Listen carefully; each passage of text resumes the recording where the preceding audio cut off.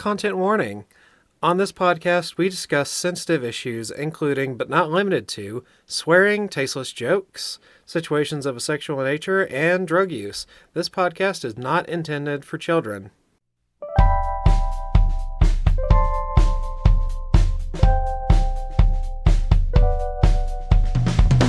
Welcome to BiblioWrecks, where we read the worst stories the world has to offer.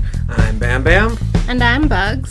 And we are doing an awful story today. Oh boy, I love awful stories. That's why I do this podcast. Yeah, this one makes me really angry. So what are we doing? We are doing It Ends With Us by Colleen Hoover. Oh, this one's semi-famous for how bad it is. Yeah, have you heard about it? I've heard so many things about several Colleen Hoover books. I don't know that I could attribute any one thing to this book in particular. Okay, so you don't have any, preconceived notions going in? Not really. General negativity? Yeah. Colleen Hoover's just got, a generally bad vibe. Yeah. I read this a while back, and this was my first Colleen Hoover book ever. So I didn't have expectations around it either. I believe somebody had suggested this, though, and told me this is a really bad book. I was like, okay, because we've gotten lots of suggestions, and sometimes it's like, meh, not that bad. Oh yeah, this is really bad. And you really don't know what the other person means by bad book. Right. And so I read it the first time, and I was like, oh, this is dreadful. But I didn't really have the bandwidth to deal with it. For content warnings, we deal with rape, child death, domestic violence, abuse, situations like that. I'm already bummed out. It's a bummer, and one of the biggest criticisms I've seen online is the marketing around this book was a love triangle and rom-com. Oh, this doesn't seem commie at all. No. So I didn't go into that with that expectation, but a lot of other people did. And Colleen Hoover has said she doesn't believe in trigger warnings. Oh, that's toxic. That's bad. So she wanted people to go in blind, expect a romance story, and then get hit over the head with domestic violence, just like our main character. Yeah. So you can see why a lot of people really find it problematic. Not necessarily hate the book for itself, but the way it was presented, the way it was advertised, not great. And apparently her audience is generally younger girls, like teenage girls read a lot of her, and the book who talk about her are younger. And so this is kind of like really toxic messaging.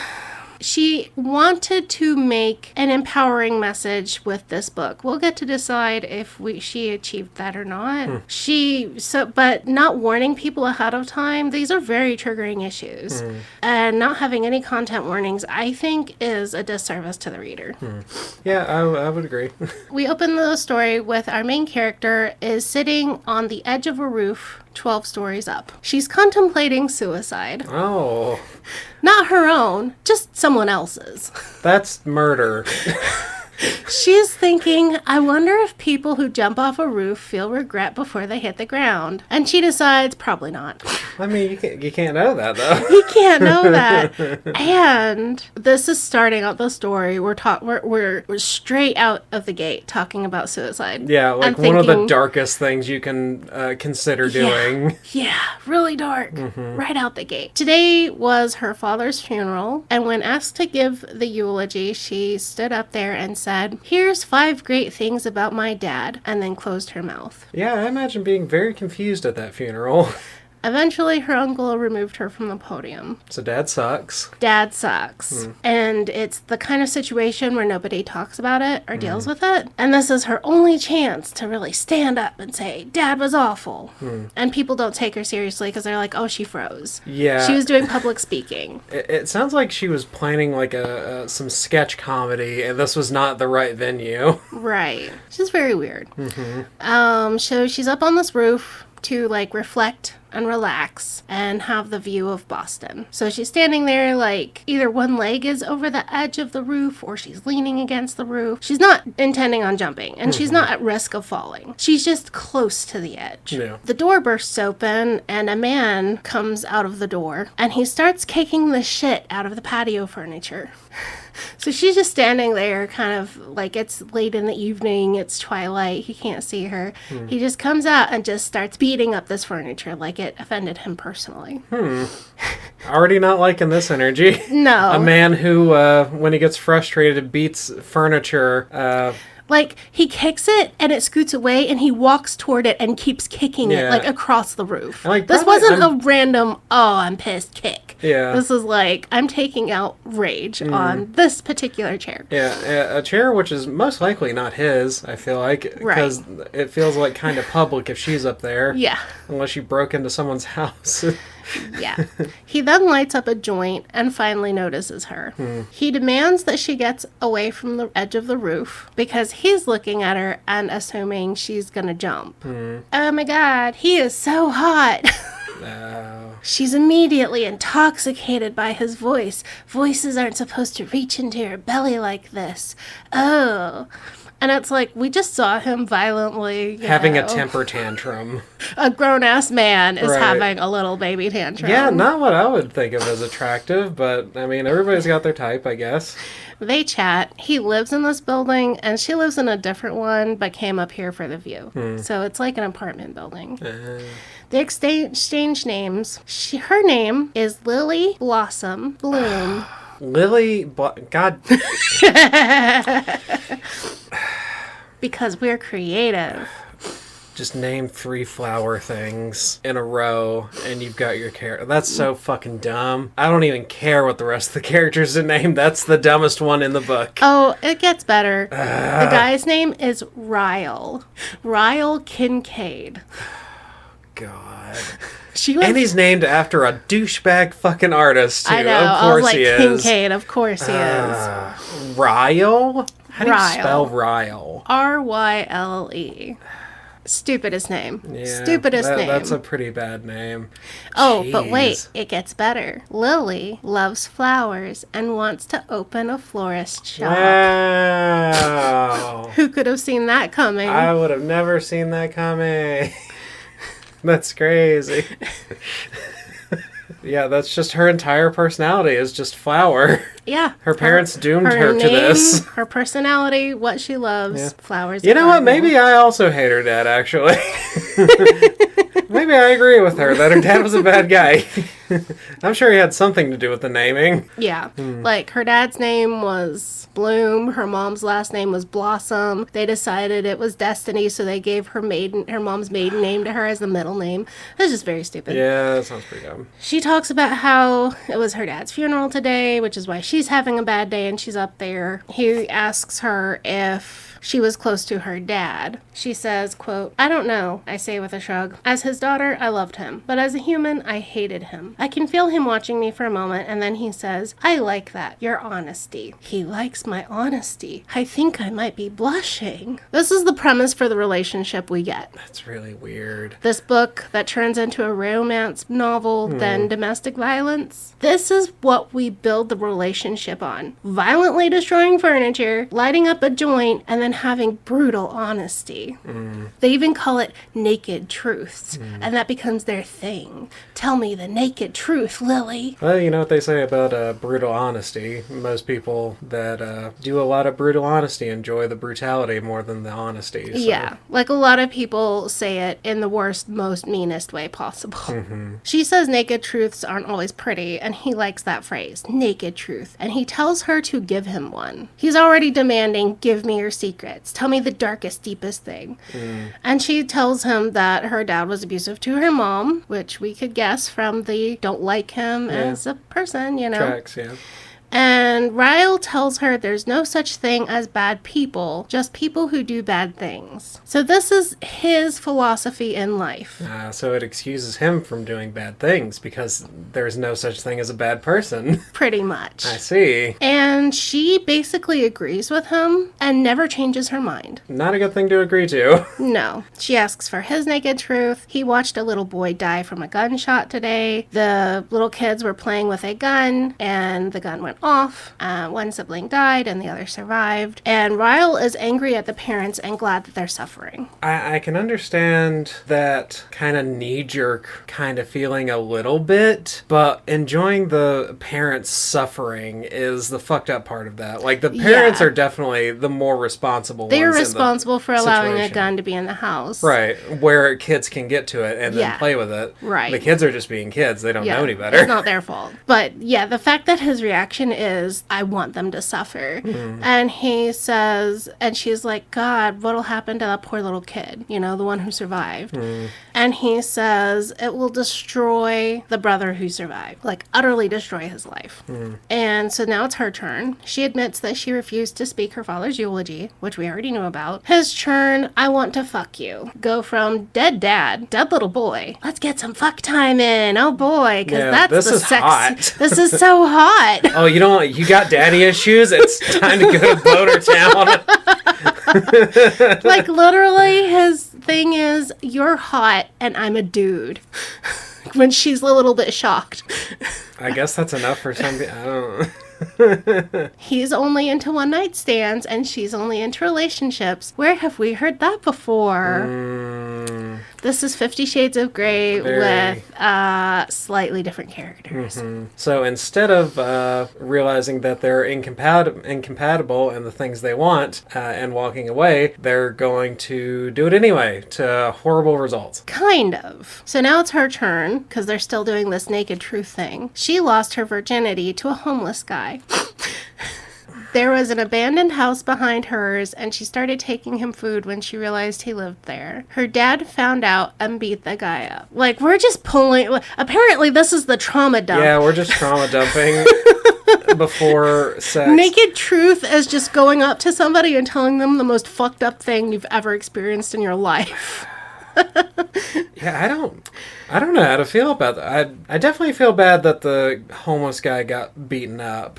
Yeah, but we have no context. Right. There's no context to know whether this was good, whether it was bad. Right. From just what she said, it implies that she had consensual sex with a homeless guy. Right, and she just said it for shock value. But at what age? Right. And yeah, not enough context. Now it's his turn. The thought of marriage repulses me, he says. I'm almost 30 years old and I have no desire for a wife. I especially don't want children. The only thing I want out of life is success. Lots of it. But if I admit that out loud to anyone, it makes me sound arrogant. We're just laying out who he is as a person right here. Right. Like, when people tell you who they are, listen. Yeah. Yeah. He only does the one-night stands. He hates marriage. He hates kids. He beats up furniture when he's having a bad day, and he smokes weed. You know who he is as a person now. Right. You don't Nothing wrong need with weed, anything else. but you need to know that this is how he deals with his stress.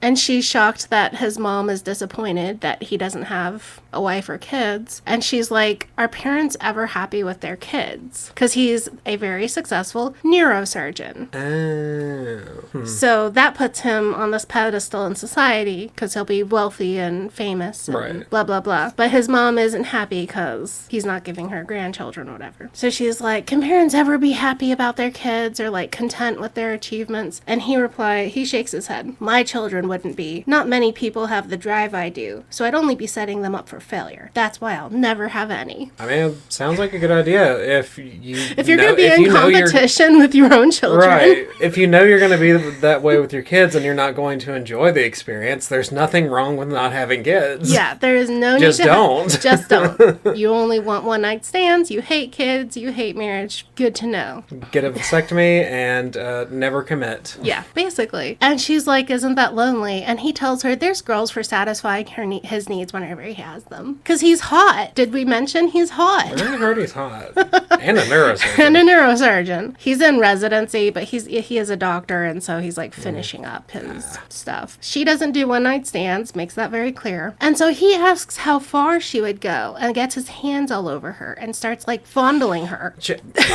Yeah. Now, the implication that she doesn't want one-night stands is not an invitation to touch. Right. Don't like that. Like, he literally grabs her chair and yanks it next to his so he can run his hand under her skirt and under her shirt. And she doesn't stop him because his voice does this funny thing to her. Stranger danger, stranger danger. And it's like, well, what? I mean, also public patio. Yeah. 2 random people walked up here and you're gonna let him get his hands under your clothes? Gross. Yeah. Okay. So Stranger you don't know. Stranger you don't know. You just met. Yeah, we've trauma dumped, and that's it.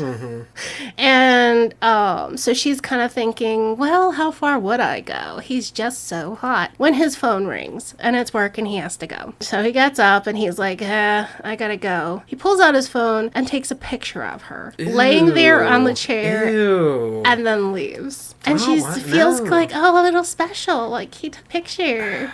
Yeah, it's like that feeling special in that way, like when you have a boyfriend that stalks you. Yes. It's that same toxic... she's supposed to be 25. She is not 18. She is not 17. This behavior feels like someone going into college, not having gone to college. Does not have life experience. Right. She supposedly has gone to college, gotten her master's degree in business, and has moved to Boston and is working full-time. And is 25. And it's just like, girl, surely you've had some boyfriends. Surely you know this is kind of weird. She's kind of like disappointed that he leaves, and that's the end of that. She goes home, talks to her mom on the phone. Her mom is really anxious because she's home alone now, and with the dad dead, she'll be completely alone, and she doesn't know what to do. Lily tells her, like, you'll be fine, bye.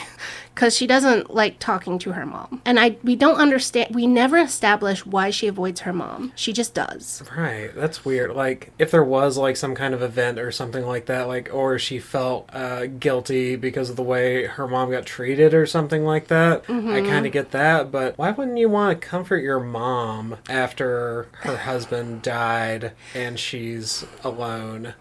Right, because it's like through the course of the story, we find out that the dad was always really awful to the mom, and she blamed her mom for not leaving, and she blamed her mom for taking it and not calling the cops, and she blames her mom and hates her mom for being a victim and not fighting back. That sucks. So then when her dad gets cancer and can't beat up her mom anymore, she's glad because her dad can't beat her mom anymore. But now that her mom is lonely and alone, she's like, oh, I can just avoid her now. I don't want everyone to have to talk to her.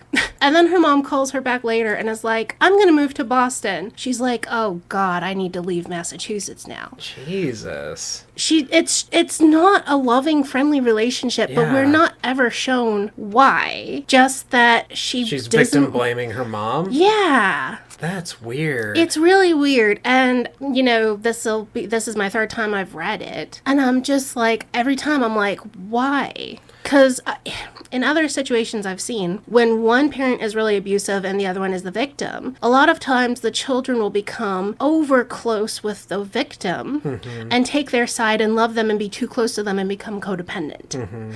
And then you have this toxic codependency where you're like talking all the time, wanting them to move in with you, wanting to save them, having a savior complex. Yeah, needing that dependency. Yeah. From each other. So this relationship is never really explored, never explained, and just really weird. And there's almost nothing. Like, the mom has no personality except victim. And we never see her do anything except get hit. And the one time she, like, needs to make a decision, she makes the right decision, but then we move on and there's, like, nothing else. It's just, these feel like paper dolls. It doesn't feel alive at all. I didn't get a lot of the emotional stuff that other people talked about either. Talking to her mom and her mom talking about moving to Boston makes Lily decide to go revisit childhood mementos. So she pulls out her diaries from when she was a kid, starts reading them. Instead of it being Dear Diary, it's Dear Ellen DeGeneres. Huh. So instead of having flashbacks to 15-year-old Lily, we read Lily's diary, Dear Ellen DeGeneres. Why Ellen DeGeneres? That's weird. And it's a bit. Ellen becomes like a character in the story because this 15-year-old girl is just writing her like letters every day in a notebook. And it's just bizarre. I have no idea why she made this choice. Dear Diary would have made more sense and less weirdness. Ellen DeGeneres. And she talks about watching the TV shows and being obsessed with Finding Nemo and loving her. And she loves how she dances and thinks it's so funny, blah, blah, blah. And it's like, I don't know why this choice was made. But yeah, I want to dig in on that, but I can't think of anything to talk about. People did point out that this book was published before we found out Ellen was like a mean person or abusive to her staff. Yeah, it's just like a whole, at the time, probably it would have seemed wholesome, just a wholesome celebrity. I guess, like maybe Dear Oprah, but different decade. I mean, I don't think know. Oprah's wholesome either, so. Well, she's not, but I'm just trying to think of like a parallel. Like somebody I saw on TV when I was tiny. Like we didn't have TV after I was like 5, but I do remember Oprah on the TV, you know, like early 90s. I don't know. So she's writing to Ellen and she talks about how there's an empty house behind theirs, like the yards meet with a fence, and there's a guy living in the house behind them and it's empty. So he's obviously homeless and living there by himself. His name... No, not another name. His name is Atlas Corrigan. God, he sounds like an asshole. Atlas Corrigan. I don't know how this woman picks these names. They're awful. They're awful. These names feel like eating a dry leaf off the ground. It's very weird. Yeah. Very weird. He goes to her school, like the same high school, and one day she notices that vegetables are missing from her little garden. And she puts 2 and 2 together and goes, oh, he must not have food or electricity or water. So she makes a bag of food and sandwiches and water bottles and sodas and puts it on the door and knocks and runs away. On the way to school on the school bus, he says, thank you. His voice gave me chills because 15-year-old Lily is... Still got a thing for voices. Has a thing for voices. And apparently, like, no other boy has talked to her before. We've dealt with this in other books where it's like we're plucking a character who has never experienced life and we're dropping her in these situations and it's like, oh, I've never heard a boy's voice before, it made me feel things. I've never heard a man say blah blah blah to me, it made me feel things. I get it, some men can have like really sexy, strong, deep voices or whatever, but I don't know about you, I still go through my life at the grocery store and say thank you and take my change and walk on. Like, people can talk and it's not this end of the world thing. Yeah. I think it's really bad writing. Yeah. He asks if she told anyone, and she hadn't. She asks why he doesn't live with his parents, and he says that they don't want him to. She invites him into the house after school for a shower and feeds him, and he leaves before her parents get home. So that's the end of that journal entry. And thankfully, there's not too many, and it's just these little vignettes of these things happened. We skip 6 months later. Lily has bought an empty storefront to open a florist shop with her inheritance from her dad. Her mom disapproves of dumping the whole inheritance into a shop with no business plan. Basically says, well, it's a dumb decision if it fails and a brilliant decision if you succeed. Good luck. And I'm like, yeah, I can see, like, the mom's kind of negative, but the mom is also absolutely right. Yeah. Why would you buy a storefront and not rent? Rent a storefront. Yeah. When you're starting out a new business and you need $100,000 to get up off the ground, wasting 60 or 80 of that to buy something is a waste and insane. But, okay. Buying a storefront for a flower shop. This is in Boston. In Boston. Yeah, I could see that. You could, population. Yeah, like, it's not unfeasible. She has the keys, she walks in, she starts moving boxes around because there's like old displays left over, crates. It had been like a little grocery store, so there's like boxes and random junk, and she's like needing to move it around, clean it up, clean it out. Is that like a romance trope? Like someone's always like moving or something, it seems like. Hallmark movie, yeah. Very specifically. Someone's moving to town or moving away and they've only got one last chance. I feel like that's a trope. Like there's a lot of people that move in romances. Yeah, it is. At the shop, this first day, she's in there with the keys, moving boxes around. A woman walks in and asks for a job. And she's like, I'm not hiring. There's a sign on the front, and it's from the previous store that's been closed for a while. Mm-hmm. And she's like, oh, well, I'm bored. Just give me a job. I'll work for free. What? And Lily's like, I can pay you $10 an hour. Come back when you're in work clothes. Because she's in, like, fancy clothes. And I'm bored. Let me work here.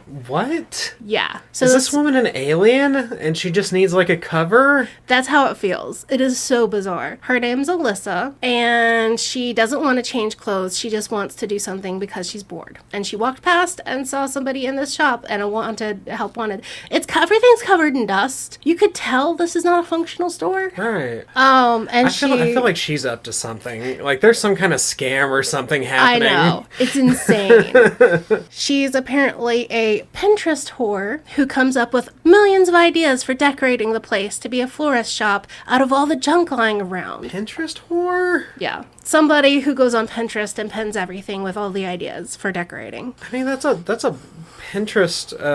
well, there's Pinterest moms. That's a Pinterest hoarder, not a whore. Maybe this was a popular phrase in the mid-teens. I have no idea. That's weird. And she's asking Lily, what are your plans? When are you opening? What are you going to paint the walls? What are you going to name the store? And Lily has no answers for any of it. She doesn't know. She has not thought anything through. She has not thought anything through. She's like, aha, I bought a store. Now sell things happen. Basically, she tells her, my business plan is to succeed. That doesn't mean anything. This woman supposedly got a master's in business. Stupid. That's so bad. It's so bad. Well, it's Colleen Hoover, who does not have a business degree, trying to pretend that she knows anything about having a business degree is the thing. Right. So they decide to brainstorm, and Alyssa helps her create a business plan right then and there. What do flowers make you think of? You, Bam Bam. Flowers. Sneezing, allergies, snot, having to change my shirt because I've sneezed on it for like the 4th time in a row today. Okay. They think flowers make you think of life, spring, babies, yeah, sunshine, I guess that too. Right? That makes sense. So the thing that Lily's mom had told her was to be bold, be brave and bold. So she decides this means we need to be the opposite of what flowers make you think of. We're gonna do death flowers and we're gonna do the opposite, goth and steampunk. And yeah, I mean, yeah. Honestly, I think that's better than a regular, because otherwise it's just a regular flower shop. But there's nothing wrong with that. Yeah. Her name's Lily. We're naming this Lily Blooms. Yeah. Well, I mean, you gotta set yourself apart. I guess that's a decent business. I'm trying to give her some amount of credit, whether she deserves it or not. You'll love this quote then. Quote, there are floral shops on every corner for people who love flowers. But what floral shop caters to all the people who hate flowers? Alyssa shakes her head. None of them, she whispers. Exactly, none of them. We need to sell flowers to people like Bam Bam who are allergic to flowers and hate them because it drives you into allergy season. That's so stupid. Like, those are people that just aren't in the demographic. It doesn't matter how you dress it up. And she worked at a marketing firm. She knows that the first thing you do is figure out who lives in this area, who's going to be your clientele, how far do you drive to deliver. You're going to market yourself to the people who want to spend $40 on a dozen roses. Mm-hmm. But we're quirky and different. Woo. Even though our name's Lily Blossom, this is as mainstream and, yeah, this is... it's just stupid. I feel like she's the venti frappuccino of flower shops is what she should be. Yeah, she should be everything beige and pink. Mm-hmm. Yeah. Yeah, she should open an Easter year-round flower shop. Mm-hmm. So they're cleaning and moving items around, and Lily falls and sprains her ankle. Oh no, our poor heroine broke an ankle. Who can possibly come to the rescue?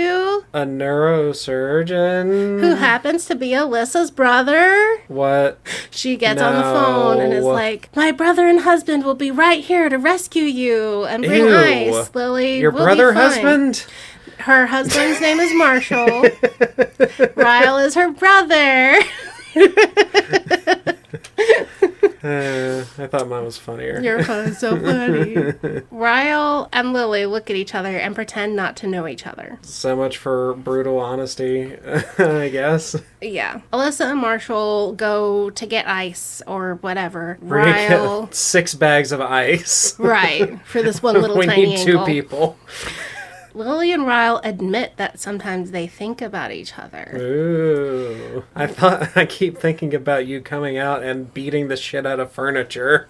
But he was hot. That overrules any other warning signs. Yeah, I guess the power of boners. Ryle still wants to fuck her. Big surprise. Obviously, yeah. Obviously. Alyssa is really rich and only works because she can't have a baby. What? Her husband is a wealthy web developer who makes millions a year. She has been trying to conceive and can't, and was tired of sitting at home crying every day. So she walked into this florist shop that was an empty storefront full of dust and instantly becomes best friends with Lily, starts working there, runs the shop while Lily recuperates her twisted ankle, and just starts running everything. Why wouldn't you do, like, literally anything? Volunteer somewhere, god damn it! Go to an animal shelter, Yeah. a food kitchen, something. There are homeless people around getting fucked or something. Go feed them or something. Fuck. It's bizarre. That's really weird. The way she designed this character is bizarre. Just a bored trophy wife? Is that fair? I guess she's just like, I guess they married before they got rich, but I don't know. I do not understand the character of Alyssa at all. Yeah, Alyssa is there hate- just to make Lily's life perfect and work well. See, that's what I hate about a lot of romances. I feel like that happens a lot. Like the situational engineering that happens. So much. Really, really uncomfortable to me. Mm-hmm. It just feels There's so nothing forced. organic or normal about this Yeah. at all. We go back to reading the journal. Atlas gave her gardening tools and asks how old she is. She answers 15. Quote, "The look in his eyes made him seem a little bit sad about my age, but I don't know why." Oh. Guess how old he is. Is he 35? He's 18. He is in high school with her, but he is 18. Okay. And she's 15. Under the age of consent. In Maine, where they live. Ugh. And he's sad about that. I wonder why. Yeah. It's because he knows it's illegal. Yeah. And he's gonna go to jail for statutory rape. Or he's gonna get beat up for statutory rape. Lily's dad is abusive and she hates him. She runs to the empty house and gets comfort from Atlas and realizes he can see right into her bedroom. Oh no. Oh no. Yeah. That's bad. Red flag, girly. Yeah. I mean, she's 15, but Yeah. red flag. Yeah. Just She's not going to be any gross. better as she gets older at seeing red flags. As she... I know. It really sucks. We come back to the present. Floor shop is opening. Her ankle is healed. There's a knock on the door. It's a bedtime, evening or whatever. Guess who it is? It's Ryle. He knocked on 29 doors to find her. Nope, that's a red flag. Red flag. Because he He's didn't know where she lives. desperately knocking on doors until he finds you. That's obsessive behavior. That's not okay. Bit like stalking Yeah. for someone you've met twice. Mm-hmm. He gets down on his knees and begs her for sex and says if she has sex with him, he'll never think about her again. And please, please, please, please. Gross. And it's pathetic. Yeah. She agrees. Please, it's pathetic. please. Just gets on his knees. Pretty, please fuck me. Please, will you fuck me so I can stop thinking about you? Ew. That's the least attractive thing I can think of. It gets better, worse. I don't know what that means. She agrees to have sex with him. Okay. I'm Because sad he's for in her that she scrubs, just and apparently decided that's what it takes to Why? get turned on. Scrubs are like one step away from pajamas. They're so unattractive. They're Yeah. square. Every They scrubs look are like just they're square. made. They look like they're made of blue napkin. Yeah. She goes to shower and prep because she got home from a day of work and is tired and sweaty too. Yeah, I mean, I guess that's realistic. Yeah. She comes out and he's in her bed asleep, passed out, and he won't wake up. Okay. So she lays down and goes to sleep, and in the morning he gets up, apologizes, and leaves for work. I don't. We just See had how the it's better worse? No. It's worse. No, you get all the desperacy and weirdness and red flags. And she doesn't get any of the enjoyment of, like, having sex. Right. You just had a stranger pass out in your bed, unwarranted. In his disgusting scrubs. Yeah. I would be so grossed out by that. Yeah, you're gonna get sick. Yeah. Ugh. Blah, blah, blah, blah. Skip 53 days later. Thank God. First official day of the shop opening, Ryle comes in, orders flowers, and writes the florist's address because they're for Lily, and tells her, remember you have to frame the first dollar you earn? And she's like, yes, so that the dollar he spends will be the dollar on my wall forever. Again, talks about... Yeah. Just really uncomfortable. Yeah. And Alyssa's confused because she doesn't know that they're like a thing. Are they not a thing? Aren't they a... Because they're not a thing. Are they not a thing? In the last 8 months, they've seen each other 3 times, and one was him pitifully on his knees begging for sex. So they haven't seen each other... Any other time. Like over the last 53 days? Nope. This 53-day skip? Correct. So y'all aren't going to talk for 2 months? Right. He apologized and left and never talked to her again till her shop opens up, and then he buys her flowers. Mixed messages much? I'm so confused. Please fuck me. I'm not going to talk to you for 2 months. I'm going to buy you your own flowers. Okay. Yeah. Alyssa has a birthday party, and Lily decides to go with her gay best friend to make Ryle jealous. We also only see him at this party. Great. Because he's only there to make Ryle jealous, and then we dump him and never see him again. That sucks. That sucks a lot. She just uses him. Mm-hmm. And it couldn't have just been a straight friend. Yeah. Because making it gay makes it okay. Well, it makes it clear to the reader that there's absolutely no intention for her to have sex with him, I guess. Because any male around her must become a thing. Right. Good Lord. If a character isn't gay, it's automatically going to be... fall into their pants. Right. Oops. If there's another straight man in the room, you have to want to fuck him. Right. I guess she's never been to, like, Alyssa's house before, and it's the whole top floor of that building where she originally met Ryle. And she goes in, she sees this really weird picture on the wall, and she stands there looking at it, and it's really zoomed in and kind of blurry, and she's standing there staring at it, and then she realizes it's part of the picture he took of her, and then he edited it so no one else would recognize it except him or her, and he printed it out as, like, this huge poster, and it takes up, like, half the wall. That's... creepy and gross. It's definitely not okay. Like, it's a specific signal to her that he did. Like, this is for nobody else. It's just for her. I can't quite nail down why it's gross. I know it is. Yeah. A picture she did not consent to have taken, put on her, some other lady's wall. Right. This is Alyssa's house. He just has one of the rooms because he's not really... He's a resident doctor. He's never home anyway. Yeah. He meets Devin, who says, I'm here with Lily, and he gets furious. He is full of rage. Oh no, is he gonna beat up Devin? He doesn't beat up Devin. Instead, they have an argument on the roof. He orders everyone else off the roof, and they leave, because I guess everyone knows to listen to him. I hate this. I hate that. This is not reading to me cutesy romance beginning of a relationship this is reading at all. Violent boyfriend stalker. Yeah, like... Red flag machine.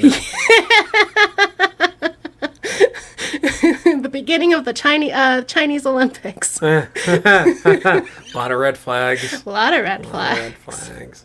Okay, so they're arguing, and she's telling him, like, she's having the same reaction you're having. Quote, I can't tell what you want, Ryle, and every time I get to the point where I start to not give a shit, you show up again out of the blue. You show up at my work, you show up at my apartment door, you show up at parties, I live here, he says, excusing the last one. That pisses me off even more. I clench my fists. Ugh, you're driving me crazy. Do you want me or not? Because we're getting a lot of mixed messages here. Yeah. So she gave him a direct question. He stands up straight and takes a step toward me. Oh, I want you, Lily. Make no mistake about that. I just don't want to want. What? God damn it. That's so fucking stupid.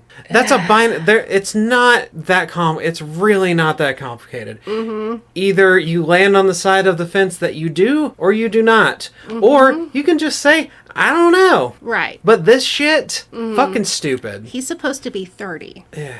30. 30 and you can't make up your mind about shit like this? Yeah. Stupid. Really stupid. Really, really crazy. So she's like, I give up. And she leaves. She's like, I'm leaving this party. I don't need to be here. I'm done with this shit. I'm done with him being an ass to me. Yeah. Correct reaction. Yeah. She goes to find Devin and she's like, I'm ready to go. Ryle comes pushing his way through the room and yelling for Lily. And she's like, what? And he picks her up physically and carries him to her bedroom and sets her down and pushes himself against the door so she can't leave. And when she's like, Devin, help, he's just like, haha, and thinks it's funny. Even though he saw how angry Ryle got at Devin being the supposed boyfriend, and he sees that he's not setting Lily down and she's not happy about this, no one stops him. I hate that. It's really, really disgusting. Yeah. Like, even if he is doing this as a joke, no one else knows for sure. No one else knows. Nobody... She says... she clearly doesn't want this, says, Devin, help. She yells at Alyssa, I'm going to kill your brother. There is no reason for anyone in this room to think she's consenting or okay. So he closes the door with his back to the door, sets her down. Quote, I immediately start to yell at him and try to push him out of the way of the bedroom door, but he spins me and shoves me against the door, grabbing both of my wrists. He presses them against the wall above my head and says, Lily, he's looking at me so intently, I stop trying to fight him off of me and I hold my breath. His chest is pressing against mine, my back is pressed to the door, and then his mouth is on mine, warm pressure against my lips. And she just melts and they make out and it's great. Nothing in those paragraphs indicate that she's okay with this. She's fighting him, she's yelling, she's pushing him away, and then we immediately segue into sexy time. Yeah, that's really uncomfortable. It's like she's got just a button that, she changes her mind and she doesn't have any control over it. Right. It's like if he can kiss her, he can just change her mind and do whatever he wants. Mm-hmm. Really grossly written. And she even says, like, my God, this man can kiss. He picks her up, has her legs around his waist, and she pulls her mouth away and says, put me down. And he's walking her to the bed, and she's like, put me down. And he doesn't listen. She says, put me down. He finally sets her down, closed off. She crosses her arms, she turns away from him. She doesn't feel safe. Yeah. What the author's telling us is she's not comfortable in this situation. She doesn't want to have sex with him, okay? That's where we're at. Mm-hmm. He says it's my turn to talk because up on the roof, he didn't actually honestly tell her anything. Well, he's been talking the entire time. But not being honest. Yeah. And now he's doing the naked truth. He had that picture because she was so pretty. The night he showed up at her door, it was because nobody else has climbed under his skin and made him want them like her. It's her fault. It's her fault for being just so hot and so pretty. I see. He says, yes, Lily, you're right. I'm hurting you, but I'm hurting too. Oh my God. And until tonight, I didn't know why. The reason he's hurting is because he wants her and he loves her. And he wants to prove to her that he wants her for more than one night. She's the thing that will make him rethink relationship, marriage, blah, blah, blah. Well, gonna give you a tip there, buddy, from one 30-year-old dude to another. Yeah, forcing her down in your bedroom is not the way to prove that. And in fact, he's like, what can I do to prove that I want more than a one-night stand? And she says, don't have sex with me. And so he says, okay. And he picks her up, drops her in the bed, and is like, we're going to sleep then. This is so weird. And so they sleep there overnight. And it's like, they already did this. Yes. And like we're still basically you're saying don't rape me is what gets us into a relationship. God damn, the standards are low. Yes, and bars in hell. Yeah, if we can sleep in a bed together that you're not just passed out from exhaustion and you don't rape me, I guess we're cool. Yeah. Like, we're getting all of the problematicness, but none of the actual spice. No. And my biggest problem with this is I've known actual narcissistic abusers. Yeah. They love bomb the shit out of you at the beginning. Mm-hmm. They are so kind. They buy you gifts. They remember everything. They try to take you out to do fun stuff. They are so charismatic, and you don't see warning signs for weeks. Mm-hmm. But this guy's nothing but warning signs. This guy is nothing but asshole. I just am like, if you were trying to show the how it actually progresses, he would be charming, he would be kind, she would say no, he would jump back and say, of course no. And then later, slowly, those things get brushed away and you don't take no seriously and say, oh, I thought you were joking, and you push and then you push. This is not how this would work. Yeah. So gets up in the next morning and Alyssa's like, what the fuck? Because she assumes they had sex. Mm-hmm. Everyone assumes they had sex. I feel like everyone should have assumed she got raped. Yeah. Lily admits, like, we met like 8 months ago. We pretended not to know each other because we didn't want to make it a big deal. We're not together. We just met each other a couple of times. Alyssa's kind of like, he doesn't do relationships. I kind of need to tell you. And then Ryle's behind her and says, need to tell her what, Alyssa? And Alyssa's like, as her friend, I feel like I should be able to talk to her about, relationships she's getting into. Yeah, you don't need to triangulate, big bro. I'm suddenly feeling uncomfortable as the tension grows thicker between the two of them. Ryle doesn't even take a drink of his coffee. He walks toward Alyssa and pours it out in the sink in front of her. He's standing right in front of her, but she won't even look at him. Well, as your brother, I would hope you had a little more faith in me than you do. That's what siblings do. He walks out of the kitchen, shoving the door open. No. Fucking leave. Everything. His own sister is trying to warn her, you don't want to be with this guy. Yeah, and he wants to triangulate. Yeah. And keep her from any possible information. Yeah. That could come from his sister. Yeah, the person that he lives with. He lives in her house. Yeah. And she's like, Alyssa's like, Lily's my best friend. We became instant pals. When he leaves, Alyssa's like, sorry, I'm gonna go have a shower, and runs away. Like, she's scared of Ryle. And yeah, because he throws tantrums and he punches things. Yeah.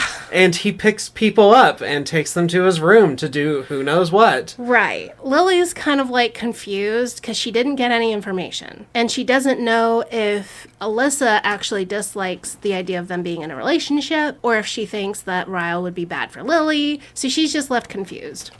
I'm also confused as to why any of this matters and why you're not just running away. You're in Boston. Pretty sure there's some other men in the city. There's all kinds of dudes, but they all got that Boston accent. True. I don't know where Ryle is from originally. Yeah. I actually don't know where they're from originally. Because I know the parents moved to England, but, I don't know what anyone's accents sound like. Because I know she's from Maine, but I don't think we get much, actually, background on Ryle. I'm just going to presume everyone is pronouncing car keys khakis. They go back to Ryle's bedroom, and they get dressed to go to work. They haven't had sex. We haven't had any relationship building. We have had no dates. We have had no letters, emails. But this is how we are starting. He's gonna try to do a relationship with her and says he'll see her later. And they both work a lot. She has her own business. She's working probably 60, 70 hours a week. He's a doctor in residency. He probably also works 70 or 80 hours a week. And so we move on. We go back to her journal because we're still reading that. Atlas helps her compost and mulch the garden. They talk about how plants and people need care and love. Okay. She tells him to wash up because the compost is full of cow manure, and he wipes his hands all over her. I'm rubbing cow shit on you. Yes. Quote, We were both laughing as he reached to the bag next to us and stuck his hand inside, then smeared it down my arms. Continuing the quote, Ellen, I am confident that the next sentence I'm about to write has never been written or spoken aloud before. When he was wiping that cow shit on me, it was quite possibly the most turned on I have ever been, says 15-year-old Lily. Yeah, that's not really saying much. You're 15. And that's just really gross. Yeah. You know who else will wipe cow shit on you and make you the most horny you've ever been? Ads. Hello, bad book loving friends. Just updating our socials.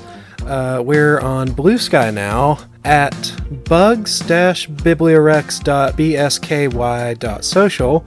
We have a Substack at Bugs and Books, and the profile name is Bugs at BiblioWrecks. And of course, our website, BiblioWrecks.com. Drop us a message and check out the content that Bugs works on. She's really good at the social stuff. And let's get back to that bad book.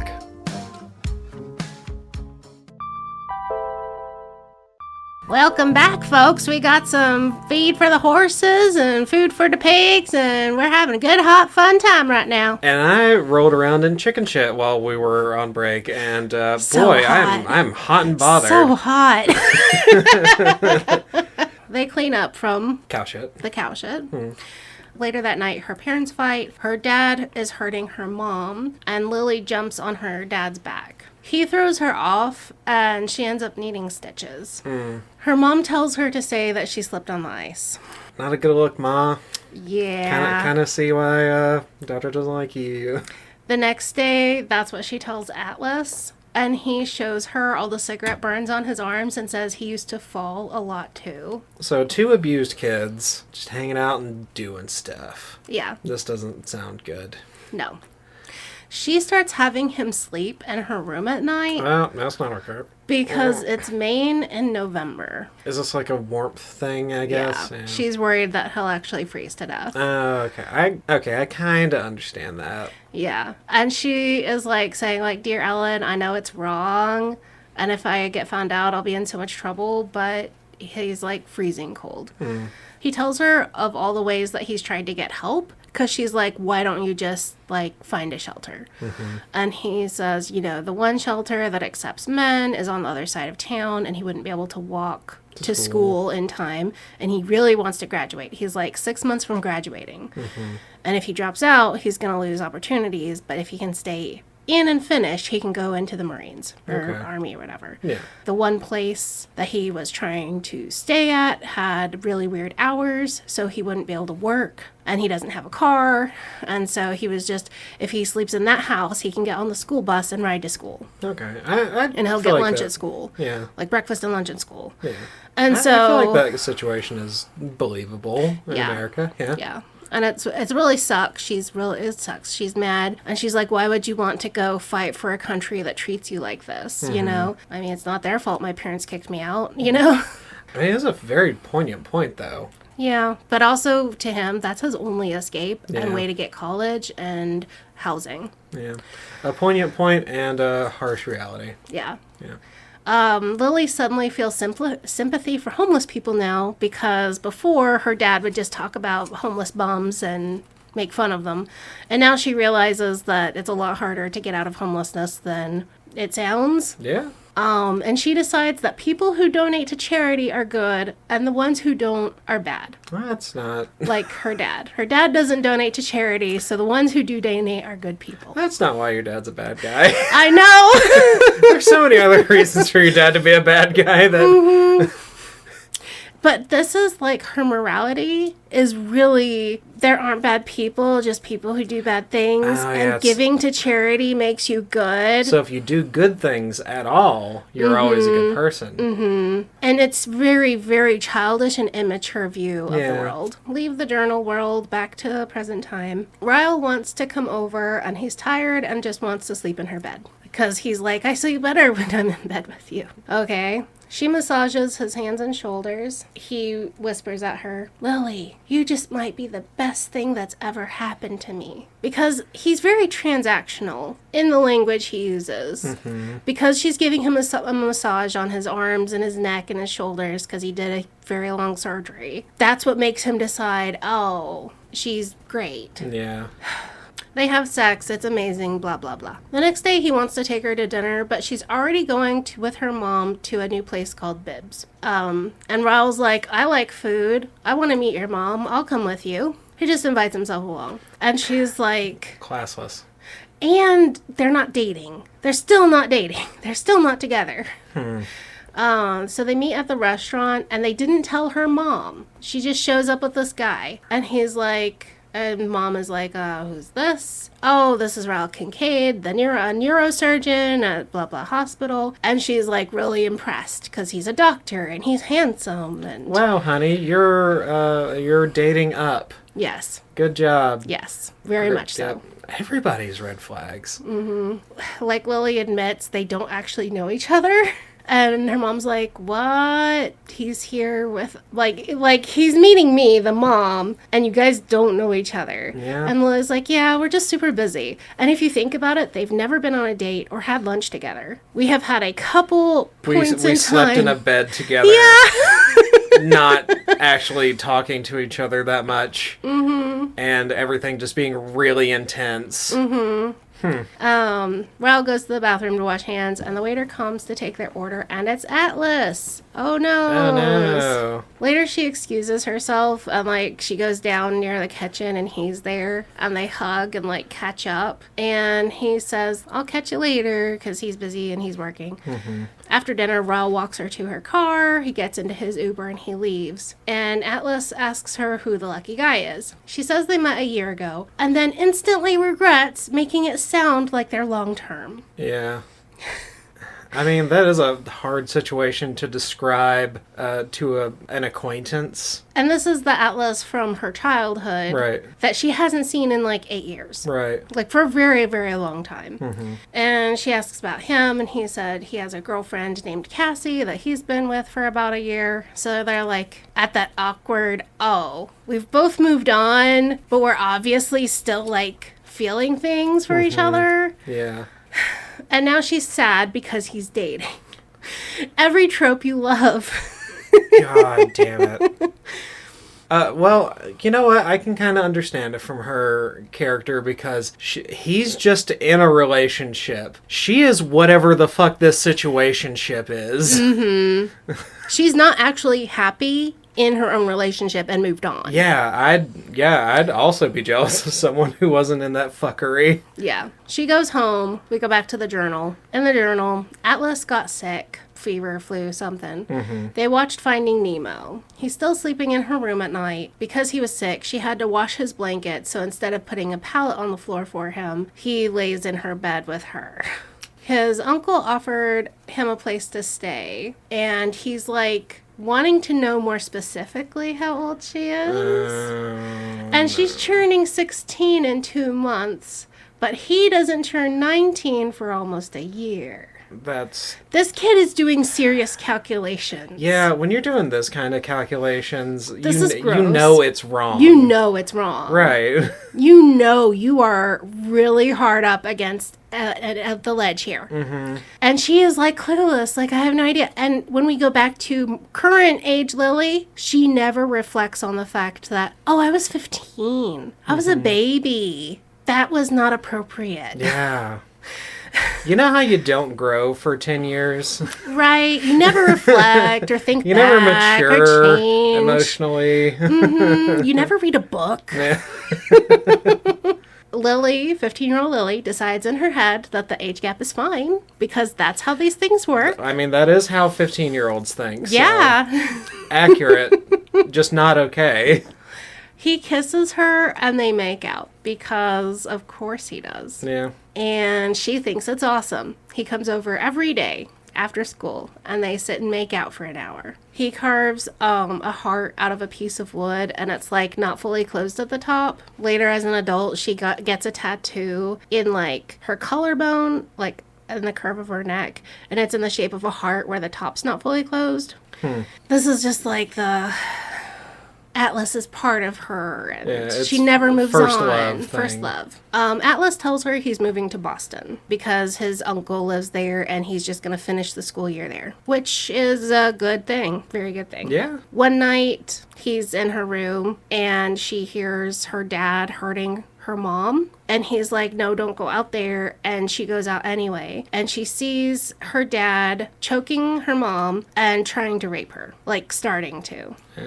And she flips out, goes to the kitchen, pulls out a knife, and is like going to go stab her dad. And Atlas comes out, picks her up bodily, and carries her back to her bedroom. The mom makes eye contact with Lily and sees both of them. And when the bedroom door closed, the dad heard it, and he got up and he went to bed and to sleep off his drink. So the mom comes in and she sees Atlas. Lily's like, it's okay, Mom. He'll call the police. It'll be okay. Because she has like hair ripped out and she's bleeding and her lip is bleeding.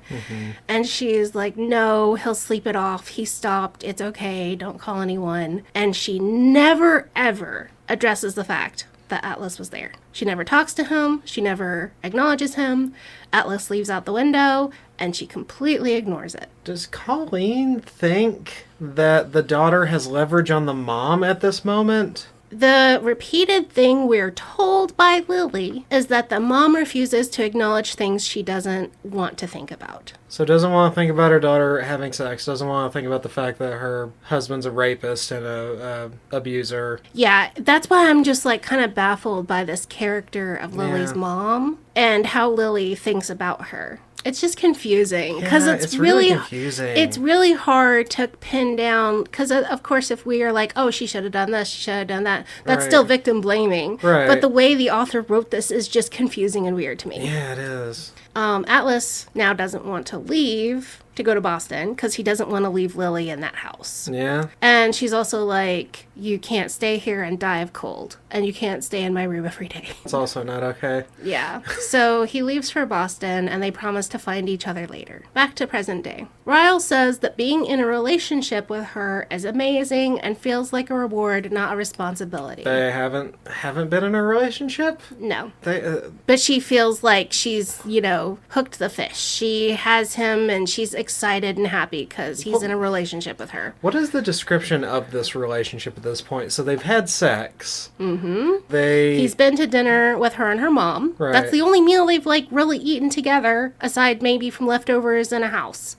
And he's constantly just leaving for work or coming home at 10 p.m. after an 18-hour shift. Yeah, it doesn't really sound like relationship-y stuff. Which I guess if he's never been in one and maybe it was really his thing all along and he just didn't know because he'd never done it before. That's kind of what he implies. Yeah. That he didn't know it could be nice to have a girlfriend. This still feels like people that are really young. Mm-hmm. 30 and 25 are well past this kind of thing. Even though he's a neurosurgeon or whatever, and she's owning a business, this still feels like 18-year-olds. Yeah. Like, it doesn't feel like she's any different than 15-year-old Lily. Right. In the journals. At all. 10 years later. Yeah, learn nothing. No, learn nothing. Mature, not at all. At the flower shop, they are very busy because her let's sell flowers to people who ate flowers was the perfect business plan. Yay. And she's so busy. They're making bukus of money, hand over fist over hand. People are coming in and buying flowers ironically. Honestly, that's some shit I'd do. So, yeah, actually, I kind of see the wisdom in this. I guess they're doing now. like steampunk and like purple and black and whatever, but okay. I mean, if there's a scene there and you can get, into the goth scene, maybe. Yeah, I feel like they dundered their way into a business opportunity. Sure. I feel like the reasoning was really bad, but there's an opportunity and it works anyway. And the author decided we do not need any drama around the shop. It needs to be just a thing that exists to provide money. Alyssa keeps saying that they need more employees. They go to the bar with Ryle and Marshall, and Alyssa won't drink. She's pregnant. Whoa. Getting a job fixed that, it. honestly. Yeah, it's so obvious. Everyone's excited. Alyssa now hopes Ryle marries Lily because I guess she's changed her mind. Why? I don't know. I really don't know, because we're not given any reason for Alyssa to have changed her mind. She just Right. does. It's like she wants to own Lily as her sister. She's like, when you're married to him, we'll be sisters and we'll be even closer friends. And you'll be the aunt. Like, she really wants Lily to be Aunt Lily. It feels really selfish. Yeah. They go home to the apartment, Ryle and Lily do, and Ryle introduces himself to the roommate as Lily's boyfriend. So that makes They it haven't official. talked about it. He's just deciding. Yes. He's just deciding and announced it to the roommate who's moving out. It tracks so far. Yeah. Yeah, he's also not had a character arc. He's still the same douchebag. Yep. They have sex. Amazing. Oh. Woo. Woo. Late one night, the shop is closed. She's working late. He comes over. They have sex in her office. Ryle's told his family about her. Lily knows that there's a deceased third sibling, but no details. She asks what his name was, and it's Emerson. And I haven't really, pointed it out along the way, but she is very, very sensitive to his mood. She has already been walking on eggshells, and as soon as he gets irritated by something, she backs off. Yeah. She is already scared of his temper. Ew. So she's wanting to talk about this deceased sibling and find out what happened. And she asks, "What was your brother's name?" I can feel a slight stiffness in him after I ask that. I regret bringing it up, but it's too late to take it back. Emerson. I can tell by his voice that it's not something he wants to talk about right now. Instead of pressing it further, I lift my head and scoot forward, pressing my mouth to his. Excuse me. Let me just go back to being seen and not heard and demure. And she's already completely unwilling to have hard conversations with him. Yeah. If you're having a serious dating and now marriage is being talked about, even between you and your friend, And you're afraid to talk. and you're afraid to about certain ask him things? about his dead sibling, that's kind of weird to me that you would be unwilling to ask him anymore. Yeah. And you're now trying to pacify him and kiss him and make him feel better. God, I hate this. Yeah, I hate this. One evening, he brings over wine, and she's baking a casserole. They make out, and Ryle showers, and they drink, and they forget about the casserole. When they remember, it's smoking, and Ryle grabs it without a pot holder. Oh, fuck. He pulls it out and drops it because it's burning hot. Yeah. And she laughs because she's drunk, and he forgot the pot holder. And he thinks she's laughing at him. Uh-huh. And does he have a bitch fit? He hits her. Oh, no. He shoves her into the cabinet. Oh, no. Who could have seen this coming? Yeah. Yeah, and we've just gotten past the boyfriend name stage. This is not a serious relationship. This is not Ah. And he is already taking out his anger on her. Cannot stand being laughed at. Okay, but here's the thing that makes me furious, makes me hate Colleen Hoover. Okay. She's like, I hope he didn't hurt his hand too bad because she's giggly and drunk, but she Fucking- doesn't know how badly he hurt his hand because it was hot and he dropped the pan. Oh, okay. So did he burn it? Did he not? You could have just, it was hot and instantly dropped it. Or if he held on tight, he could be blistered. This is his right hand. He's a neurosurgeon. Right. Very bad. I'm instantly not laughing anymore. I'm on the floor, my hand pressed against the corner of my eye. Now listen to this sentence. In a matter of 1 second, Ryle's arm came out of nowhere and slammed against me, knocking me backward. This is using the passive voice to describe an arm out of nowhere flying Completely through the air. disconnected, yeah. Completely disconnected from a brain. So, oh no, this terrible thing happened and it's no one's fault. She's using the passive voice to describe Ryle shoving her into a cabinet and knocking her in her eye. Oh my god. She has a cut above her eyeball. And the author, Colleen Hoover, made the choice to use the passive voice. Oh no. That's fucking disgusting. It makes me so angry. Oh. We're removing agency from the man who shoved her. Right. The sentence should read, Ryle's arm reached out and shoved me into a cabinet. Yeah. That's deep. That's some deep, fucked up psychological shit. Yes, it is. It makes me feel like this woman is not the one to write a domestic violence story that's supposed to be inspirational. Right, because she's on the side of the abuser. She is using language that is excusing him in this moment. Yeah. God, that's fucked. He comes over and is like, oh my God, I'm sorry. I'm sorry, I'm sorry. And she reacts with anger and shoves him because she's, bleeding and has just been hurt. And he hit her. And because she shoves him, he slips and falls in the glass and gets glass all in his hands. So now they're both burned hand plus glass, head hit, eye bruised, bleeding. And they're both like pissed off and crying, and now they're sorry, and now they're both upset. And her reasoning becomes, I did something bad too, because she shoved him back when he got all over her. Like, he's like, comes up on her and is like kissing her head, like, I'm sorry, Lily. And she's like, shove, like, get away from me. Yeah, you're reacting to being hit. He was reacting to being laughed at. Exactly. Oh, God. So they start making out. Ew! Fuck! Because this is how everything seems to end. Yeah. Oh. And I'm very sorry, but I have to read it to you. All right. His mouth is on mine again, hot and wet, and I don't even know what's happening to me. I'm hurting so much on the inside, yet my body craves his apology in the form of his mouth and his hands on me. I want to lash out at him and react like I always wish my mother would have reacted when my father hurt her. But deep down, I want to believe that it really was an accident. Ryle isn't like my father. He's nothing like him. I need to feel his sorrow, his regret. I get both of these things in the way he kisses me. I spread my legs for him, and his sorrow comes in another form. Ew! Sad cum! Slow? Not sad cum! Slow, apologetic thrusts inside of me.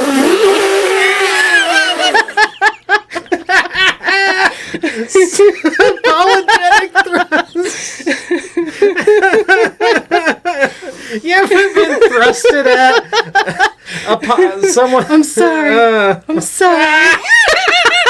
It's so stupid. Disgusting.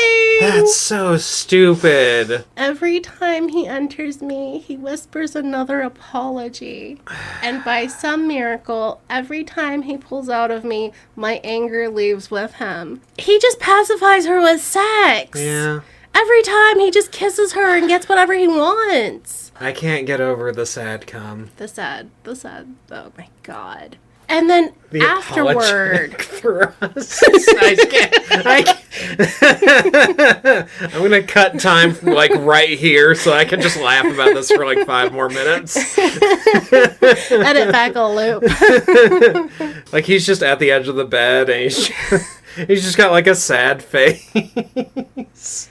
And what kills me is after they have sex, then they clean up the blood in the glass and and put bandages on each other. And they both promise it'll never happen again. He's so sorry. It'll never happen again. Promise, promise, promise. I feel like it's gonna happen again. What gave you that inkling? Well, And they say their first I love yous. I love you. Real sorry about hitting you, though. Yeah. This is not the time. This is Not just the time. toxic. Yeah. There is nothing here to establish this relationship to make me want her to be with Ryle. Right. Everything makes you want them to stay apart. Yeah.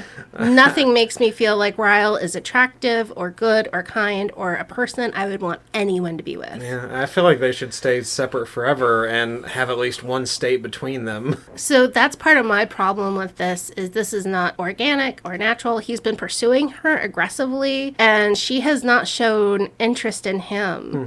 Except for he's hot. Would you say it's like kind of romanticizing like this problematic behavior? Like, does it seem like they're into this, or do you think that Colleen just doesn't recognize this as fucked up? She does because, spoiler, at the end, Lily leaves and that's what's inspirational. Okay. So Lily knows, and Colleen knows, that this is unhealthy and bad.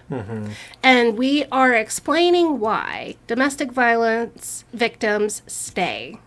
She thinks that this is the beginning of a relationship that would create an environment where Lily would stay. Yeah, Super just doesn't sound like Colleen understands how the reality of abusive relationships. It's Yeah. And when I get to the end, I'll kind of help explain why she has this weird twisted view of Ryle. Yeah. They go back to Bibbs, and Lily had said she didn't want to go back to Bibbs, but she doesn't tell anyone it's because Atlas works there. Oh. She's just like, the bread was awful, I don't want to go, and everyone else loved the food, so Her opinion doesn't matter. her opinion doesn't matter. And she's not willing to just say, hey, I know a guy there who works there from high school, I don't like him. You could just lie. Yeah, you could just not tell You could the truth just say, about it. hey, there's somebody there who I worked with, and he's really mean. I don't want to see him again. Yeah. You could just... Well, at the same time, though, if her douchebag boyfriend hears that, he's going to react badly, and she's already tiptoeing around that. True. So they're having dinner with everyone, and Ryle lies and tells Alyssa that Lily fell. Oh, God! And Lily thinks to herself, fair enough, I would have done the same. Oh, this is heinous. She would already be lying to Alyssa, her supposed best friend, who tried to warn her about Ryle.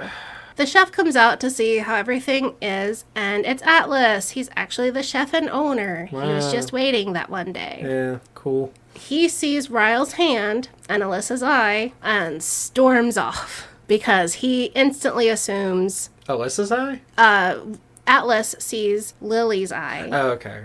and Ryle's hand. He sees the bandage on Ryle's hand. He sees the truth. He sees the truth. And he stalks away. It's like, oh no, it's just a misunderstanding. He hit me.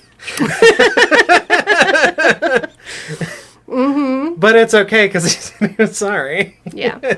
Lily goes to the bathroom, and Atlas follows her into the bathroom and locks the door. Oh boy, everybody's got their red flags. Yeah. He just comes out straight up and says, leave him, Lily. Oh God. Doesn't even ask. It could have actually been ice on the ground, fell and got hurt, and he cut his hand at work. It could have been something else. But Atlas is instant coming in, telling her how to live her life. He doesn't know her. Alyssa should be the one telling her leave. Yeah. But Atlas has to be the white knight. She goes to leave the bathroom. She's like, you're scaring me. Let me out. So Atlas stands out of the way and she goes to leave. And Ryle is at the door and sees them in the bathroom together and makes assumptions. Yeah. And Lily's like, no, it's not what it looks like. He hit me. Well, she's telling Ryle it's not what it looks Right, like. 'Cause yeah. she's assuming Ryle's going to assume she's having an affair. Atlas says, touch her again and I'll cut your hand off and shove it down your throat. So then they start throwing hands and Lily yells, Atlas, no. And Ryle's like, Atlas? Oh, this is Atlas? The homeless boy you pity fucked? Oh, that's not nice. And so then they punch each other until waiters come and pull them apart. And Atlas kicks them out of the restaurant because he owns the place. Yeah, well, that is what happens after that happens. Ryle drives her home and demands to know if she told Atlas about the fight. That's what Ryle's concerned about. Okay. Her going and telling people that she got shoved Yeah. into a cabinet He wants by to him. control what... The narrative. Yeah. Ooh, And she's like, no, I didn't tell him. He just assumed the worst. I didn't He tell assumed anyone. the truth. He assumed the truth. And she's just immediately like, no, I wouldn't tell him. He just assumed. He just made assumptions. I'm not seeing him. It's okay. And he is really, really mad at her for seeing her in the bathroom with Atlas. He says, if you don't want to be with me, please tell me right now, Lily, because when I saw you with him, that hurt. I never want to feel that again. And if it hurts this much now, I'm terrified to think of what it could do to me a year from now. Yeah, I agree. I think you should break up.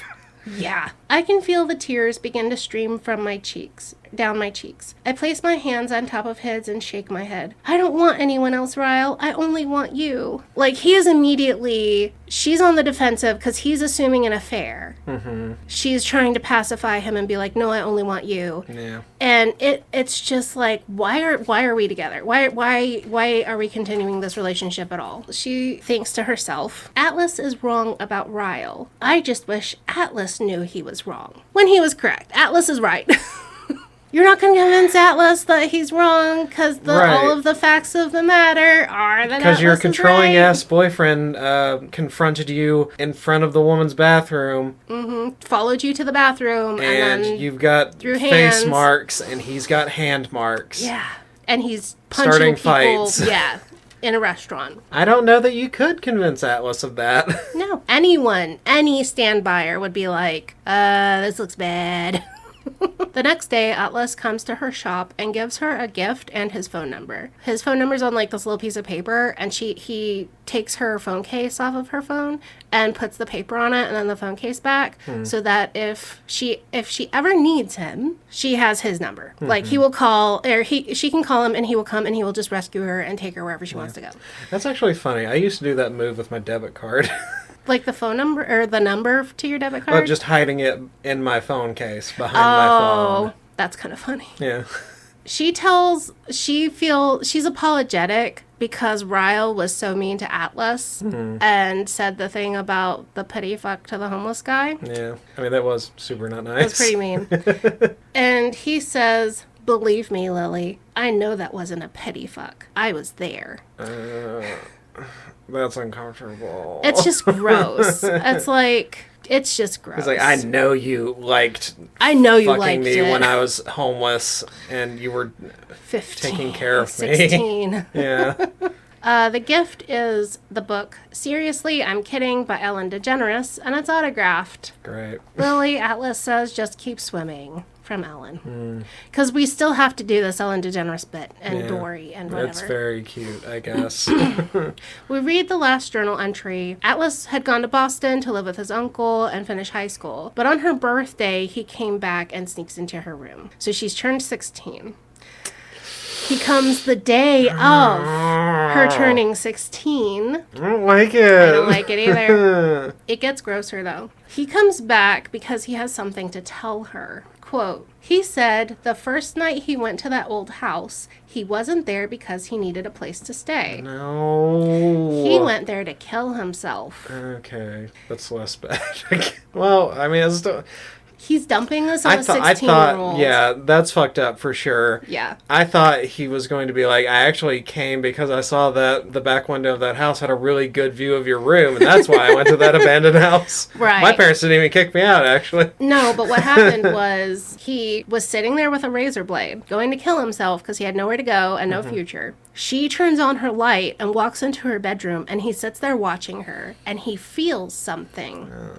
And because he has feelings for the first time in a month, he decides not to kill himself and instead sit there watching her every day. And that gives him the will to live, and he tells this to her, which is so emotionally manipulative. Yeah. You saved my life, Lily. You're the only reason I'm here, Lily. You watch a girl in her bedroom A 15-year-old. under any capacity, Yeah. you take that shit to your... Like, even if it does give you the will to continue living, Yeah. take that shit to your goddamn grave, you Yeah. creep ass. That is so creepy and inappropriate. Ugh. He's going to go into the military. He tells her not to wait on him because he'll be gone for 4 years. He says once his life is good enough, he'll come back and find her. And they kiss, and then they have sex. Because he dumped all this emotional stuff on her and made her feel very special. Yeah. And like the person who rescued him, and this deep emotional connection. And because she's 16, she's legal now, and he won't go to jail. Yeah.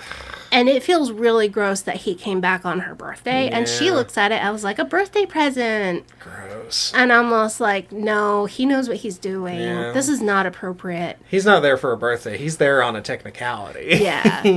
He would have been 2 months ago if you'd been over 16. And here's my thing. There's no reason, no goddamn reason, Colleen couldn't make them both 17. Yeah. Yeah, they already go to the same school. They're both in high school. Why are you Parents jailbaiting kick out this? 17-year-olds all the time, and nobody lifts a finger to fix it. Why are you writing stories like this, Colleen? Why are you writing about 16-year-olds having sex? With 18-year-old adults. Yeah. There is no reason they had to have this age gap. Yeah. Make her a little older, make him a little younger, and this entire problem goes away. Yeah. Gone. It doesn't change the... Doesn't change the story. Doesn't change the story. Doesn't change the sadness. In fact, it would make it better because he's the same level of maturity as her, and he doesn't realize he's emotionally dumping and waiting till she's technically legal. We take away all the creepiness and grossness. Yeah, because they're peers, not... They're peers. Not one person who's 3 years older and that much more advanced in age. Because that 3 years when you're a teenager, that's a lot. High school. That's a lot. That is a lot of difference.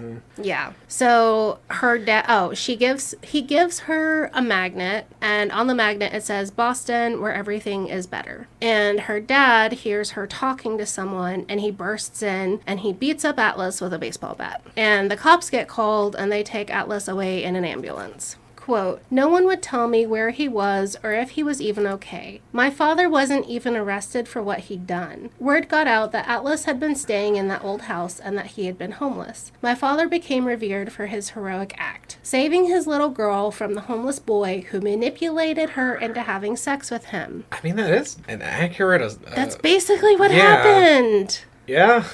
I don't expect 16-year-old Lily to understand it, but I would expect 25-year-old Lily to reflect a little bit. Right, and see that wasn't an okay situation to be in for a 15-year-old. Yeah, and from a parent's perspective, if I caught an adult in my teenager's room, I would probably beat the shit out of them too. Yeah. Uninvited, unbeknownst. Yeah. Yeah, they're getting the bat. Yeah. Not, and as the parent of a teenager, yeah, that would be my reaction too. I don't care what gifts he gave you. I don't care how sweet he's been to you. Don't. That's the end of the journal, because after that she was too sad and depressed to write Ellen anymore. Thank God. Thank fuck. Current day, Lily rereads this and misses Atlas, and it feels like we're rekindling emotions from reading this. Yeah. There's no recognition from adult Lily rereading this, because this would be the time to show growth and change. Right, and see, I thought this was this, and it wasn't, and it's actually a little fucked up. And that makes me feel even more like Lily was groomed, because she has had this long-lasting 8-year impression on her. She never was able to let him go or move on. Yeah. And that indicates to me manipulation and grooming, because teenagers who just date each other move on pretty easily. Whether Atlas knew it or not. Because if he... This isn't necessarily him on purpose grooming her, he doesn't have but to that's still consciously what he did. be grooming her, but his behavior wasn't it. appropriate.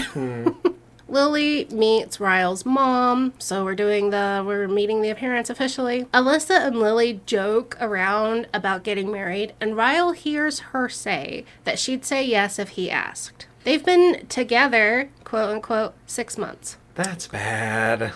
He says, you would say yes? Let's get married tonight in Vegas. No. They literally call Auto her red mom. flags. Yes. They literally drag his parents out of bed, call her mom, get a red eye to Vegas, and get married that weekend. No. He is completely unwilling to let her plan a wedding. She says she doesn't care. She doesn't want a big wedding. Oh, I got the yes. I have to capitalize on this now before she sees sense. And this is what's insane, is we've had a violent altercation before even engagement. Right. And there's no ring. There's no engagement. This is just, she said yes, let's go right now. And it's crazy. Why is your family not more concerned about this? Right. The man who said at the beginning of this book, I detest marriage, I detest babies. On the flight, though, it's all better. They discussed kids, and it's a maybe for both of them. Veganism, hard no for him. Ryle has to give to charity. Oh, he already does. That makes him a good person. Lily's required to vote. That's fine. They're completely on the same page. Yeah, that's everything a relationship is. Do you eat meat? Do you vote? And kids, maybe? Uh-huh. What the fuck? This is so immature. Yeah. This is not... We've never seen them on a date at a restaurant together. They've only been with family, and we've only had sex in apartments. Right. I'm confused as to what the author intent was at this point. Like, are you supposed to be feeling like, oh, this is really fucking stupid and something really bad is going to happen? Right, because that's what I'm feeling when I read it. I'm like, oh no. But is that what Colleen meant? I don't know, because other people loved this. Other people thought it was great. People still, like, ship Lily and Ryle. Why? Everything People in the love book Ryle. shows It's you how bad it disturbing. is. He comes home one evening and they have sex because that's what they do exclusively. It's their entire relationship. Yeah. She showers and she goes to the kitchen and Ryle is holding the note with Atlas's number because he dropped her phone and the case popped off. He called the number and got Atlas's voicemail. He's in a rage and she's scared. He leaves and goes down the hallway and starts, like, running down the stairs. She chases after him and, like, catches up with him on a landing and tries to, like, stop him. And he takes her and shoves her down the stairs. Jesus Christ. Yep. How is that scene described, like, passively, too? I think I actually took a note. This time is not passive. Okay. He grabs my wrists and pushes me away from him. So at least this time, she's like, you pushed me. And then he gaslights her and says, you fell. Ew. He just straight up lies this time. You pushed me? No, you fell. He says to her, so she wakes up concussed. And he's like stitching her back together, bandaging her up because she's a mess. And she's crying because everything hurts. So she wakes up. You might have a concussion, he says, matter of fact. You have a small cut on your lip. I just bandaged up the cut on your eye. You don't need stitches. His voice is cold. Does it hurt anywhere else? Your arms? Legs? He sounds just like a doctor and nothing like a husband. You pushed me, I say through tears. It's all I can think or say or see. You fell, he says calmly, about 5 minutes ago, right after I found out what a fucking liar I married. He places something on the pillow next to me. If you need anything, I'm sure you can call this number. And he leaves. Psychotic. Yeah. Psychotic. Leave a concussed woman in her apartment. With no, So he leaves, and she's laying there crying for like 10 minutes. And then he comes back and throws himself on his knees and like, please, Lily, my God. tell me you're not having an affair. Please, Lily. Oh my please, God. Please, I'm so sorry. Hot and cold, man. Yeah, this guy's bipolar. Yeah. For sure. And she tells him Atlas gave her the number after that fight in the restaurant, and she forgot about it. And that was like a whole wedding ago. Yeah. She just hadn't thought of it. And he keeps insisting that she fell. I mean, he's supposed to be the bad guy. Yes. Right? He is the bad guy. So, yeah, doing bad things. Bad guy doing bad things. Yeah. Okay. I can accept that. Yes. He's like, you swear you're not having an affair? And she's like, I'm not having an affair. Now get the fuck out of my apartment. Okay. Yeah. And this is where I say, good job. Yeah. Okay, I feel better about this. Yeah. Okay. I don't feel like you're such a fucking idiot. Yes. Thank you for kicking him the fuck out. Because last time you said if he shoved you again, you would kick him out. You said this isn't supposed to be how it's supposed to be. You compared yourself to your mom. Appropriate reaction. Finally. You did good. Finally. Good job. Quote, this isn't how this was supposed to be. My whole life, I knew exactly what I'd do if a man ever treated me the way my father treated my mother. It was simple. I would leave and it would never happen again. But I didn't leave. And now here I am with bruises and cuts on my body at the hands of the man who is supposed to love me, at the hands of my own husband. And still I'm trying to justify what happened. It was an accident. He thought I was cheating on him. He was hurt and angry and I got in his way. So we're still doing this like, maybe, maybe not. But she's like, get out, go away. But at the same time, like, excusing him. Yes. And in her head saying, I was so mean to my mom about this. How can I do the thing that I'm pissed at my mom for doing for 20 years? It's really frustrating.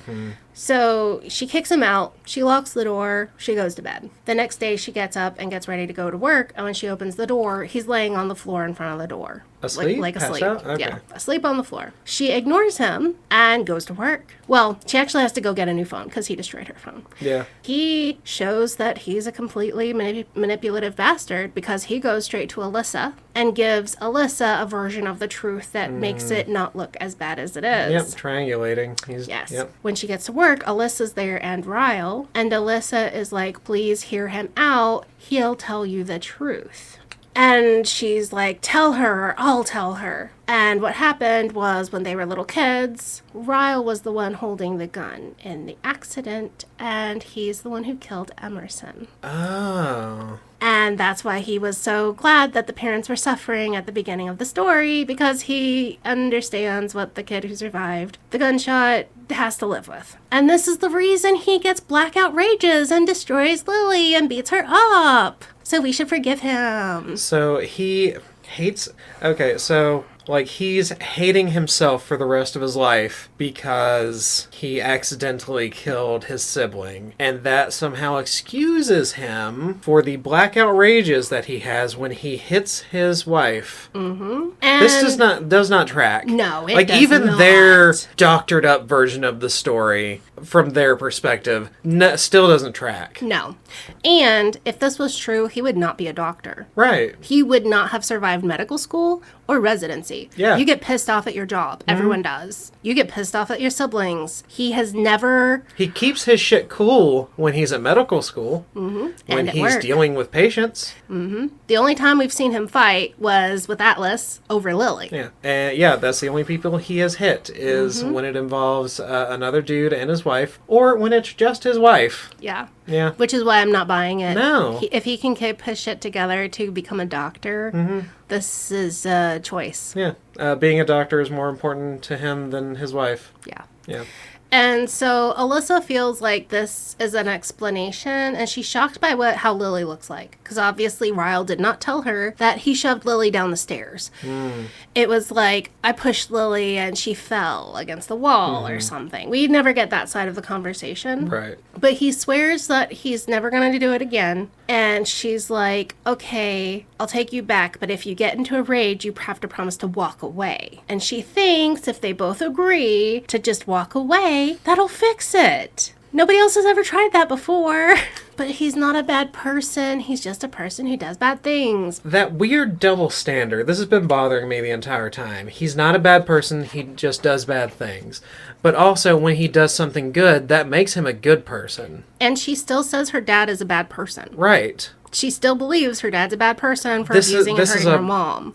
Really, the standard doesn't make any sense within itself. Yeah. She decides to let him back in. They go back to living together in her apartment. She's anxious all the time because, well, of course. That's enough reason to once you go start ahead and getting divorce. hit, you get scared. Yeah.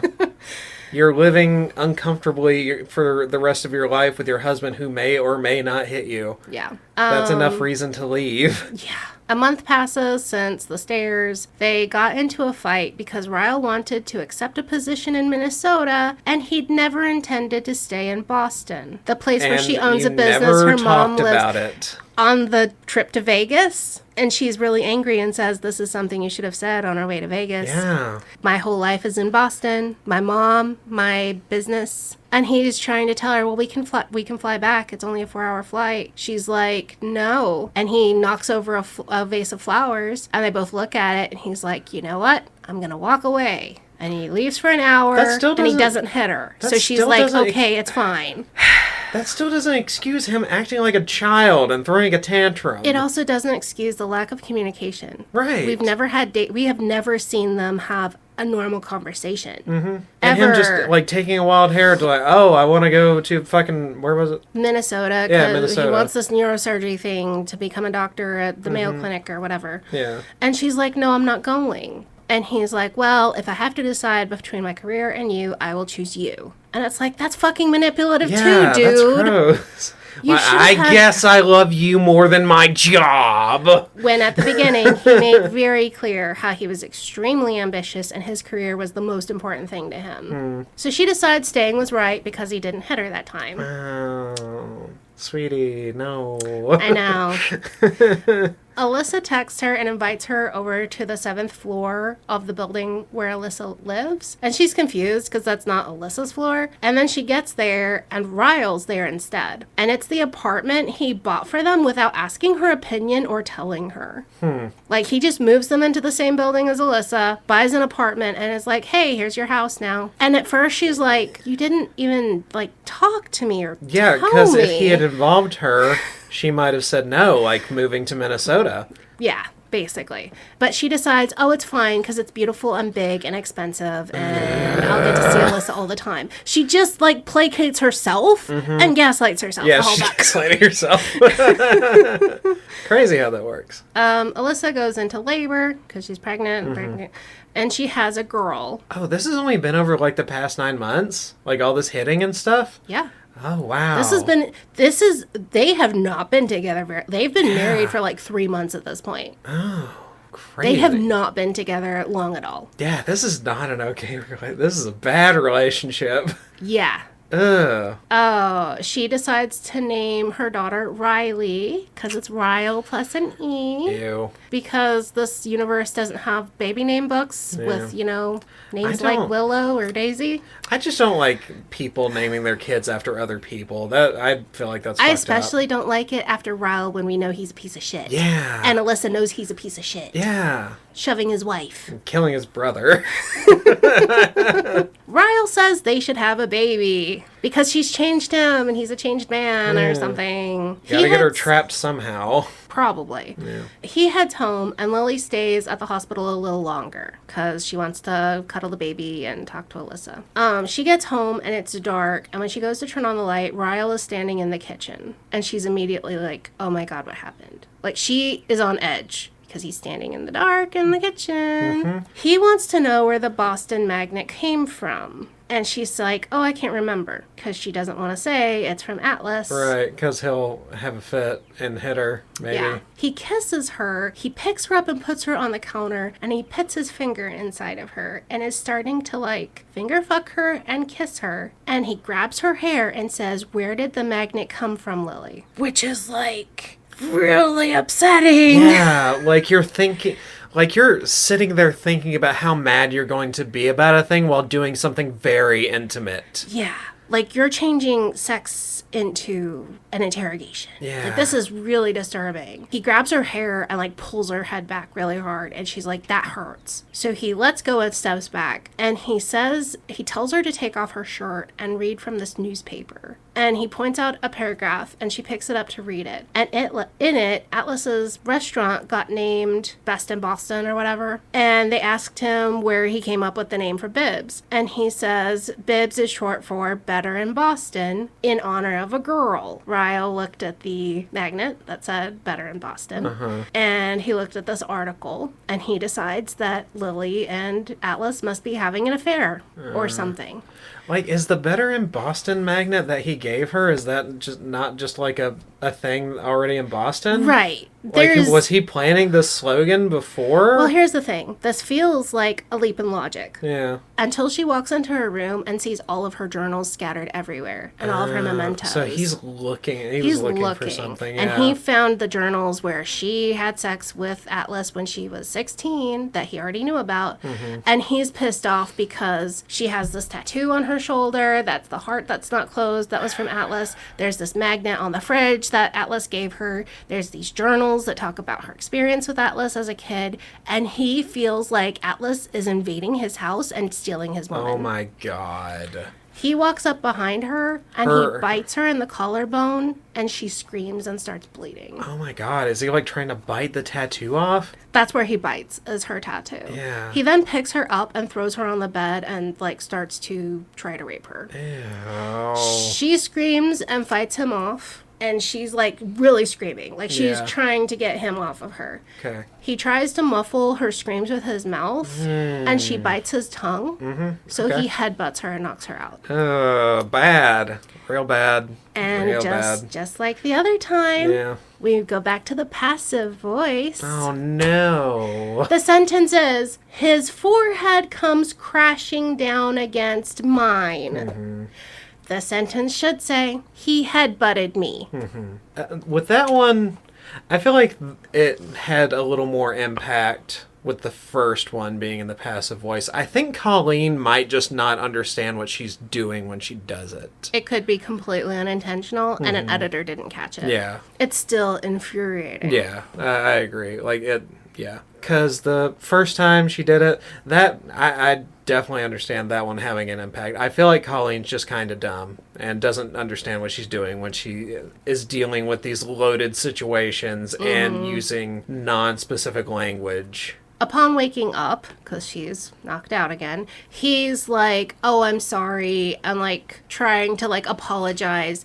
And she's like, oh, it's okay, come lay down and sleep. What was that? And so then when he falls asleep, she gets up and she finds her stuff and she calls Atlas and asks him to please come get her. Okay, yeah, good. Because she's like, if he's asleep, he can't stop me. Yeah. And so Atlas takes her to the ER, and even then she's like, don't take me to the hospital where he works, take me somewhere else so they don't recognize me. Valid. Yeah, good. And she's concussed and she's pregnant. Oh, that sucks. Yeah. Pregnant with baby Colleen. Yeah. Atlas takes her home and she just stays at his house for a few days. Yeah. And he's just like a complete gentleman. He just brings her food, says, stay here, here's how you set the alarm, and he goes to work. And she just stays there for a few days, feeling in shock. And that part was completely fine. Okay. Ryle had been planning on going to this, like, fellowship thing in England for 3 months. And so the day she finally goes back to work, he comes in and he just drops the keys to that apartment and is like, I'm going to England. I'll see you in 3 months. And she's like scared and backing away. And he's like hurt and sad and angry, but he turns around and leaves. We never discuss abortion. Abortion apparently does not exist in this world. Okay. And all she can think about is how much she hates the fact she's attached to him forever now. But she loves this baby, and she could never imagine loving anything more than she loves this thing and this baby. I mean, I guess... It's like, okay, fine. I guess people can feel that way, yeah. When she finally feels ready to, like, go back to her apartment, she's like, he's not there, he's in England, I'll be okay, thank you for taking care of me. And he's, like, definitely a gentleman. It just feels a little kind of like... I felt like this part was just kind of meh. This is Atlas. Lily, he whispers, still holding me tightly. I know this is the last thing you need to hear right now, but I have to say it because I've walked away from you too many times without saying what I really want to say. No. He pulls back to look down at me, and when he sees my tears, he brings his hands up to my cheeks. In the future, if by some miracle you ever find yourself in the position to fall in love again, fall in love with me. There's a straight man in the room. They gotta want to fuck her. Yep. These are the only two men in Boston. He presses his lips against my forehead. You're still my favorite person, Lily. Always will be. He releases me and walks away, not even needing a response. Yeah, you could have just not done that. She knows you're there. Right. And we find out Cassie doesn't exist. He's never been dating anyone. So he lied about that. He lied about that. Great. What a fucking asshole. And then she's mad at him for lying to her about it because she wouldn't have dated Ryle if she knew Atlas was available. And she even thinks that to herself. Everybody sucks. Everybody sucks here. The men are bastards and she's just dumb. Yep. Alyssa figures out that Ryle and Lily are separated because Lily's acting weird and Ryle's acting weird. She also figures out Lily is pregnant, and Lily's actually 20 weeks along because she had been like 12 weeks along when she got hurt.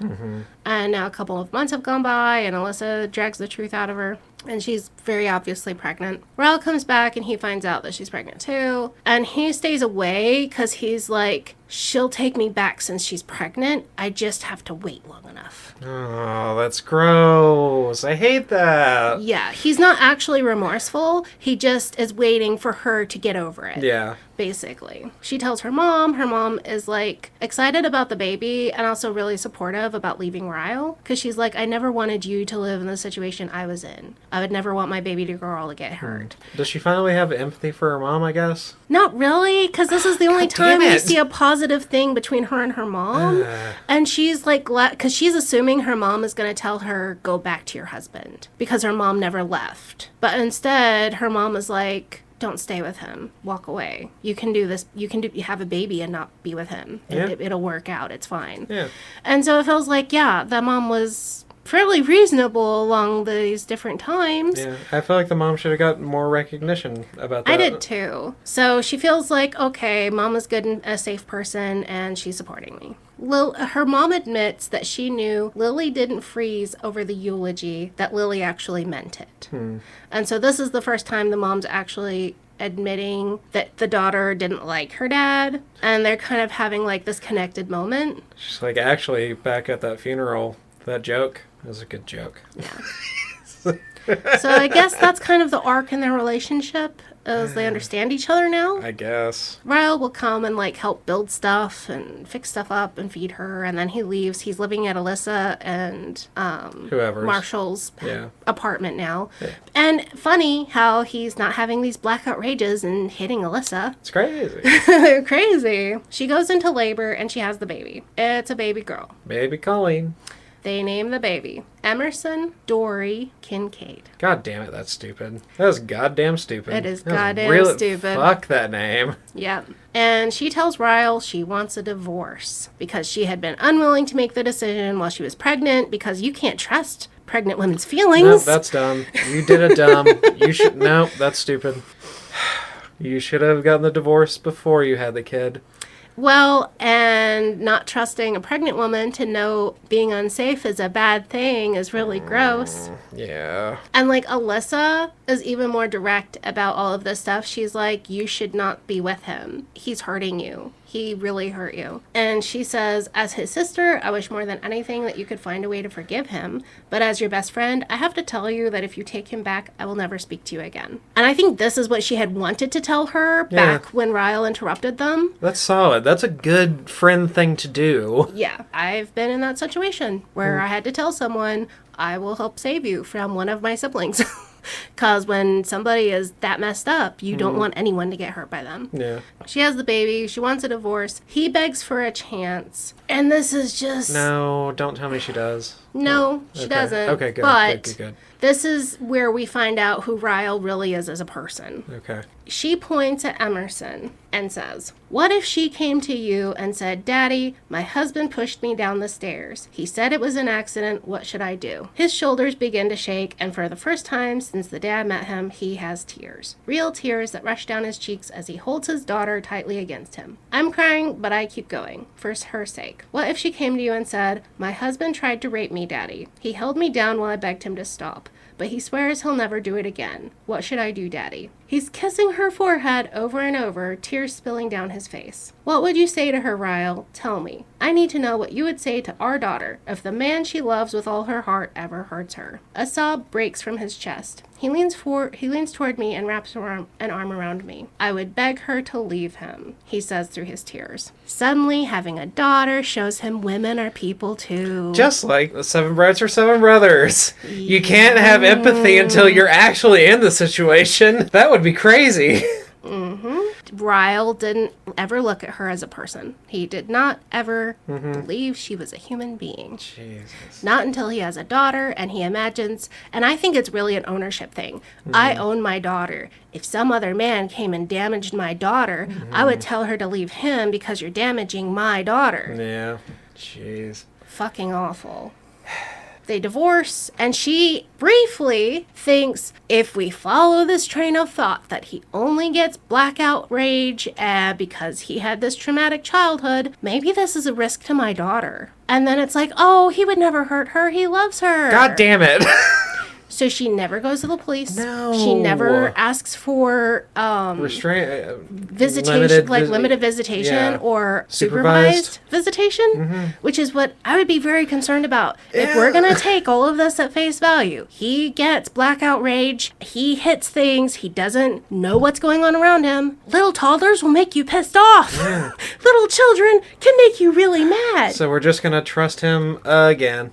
Yeah, and she just splits visitation with him, and everything's fine. And then one day, she's handing off the kid, she goes walking down the road, and there's Atlas. And she realizes, oh, I am ready for more love. I will go back to him. Let me go back and fuck that hobo again. Let me get that hobo dick. So she, remember What the the brief conversation we had on the trip to Vegas? That's apparently all she needs to know to somebody. She runs back to Atlas, and she looks up at him and says, do you donate to charity? Oh, god damn it. You already know this doesn't work. Why are you using the same metric again? Atlas laughs with confusion. Several. Why? Do you want kids someday? He nods. Of course I do. Do you think you'll ever want to leave Boston? He shakes his head. No, never. Ah, that's where she fucked up. She didn't ask that one extra question. God, this is so fucking stupid.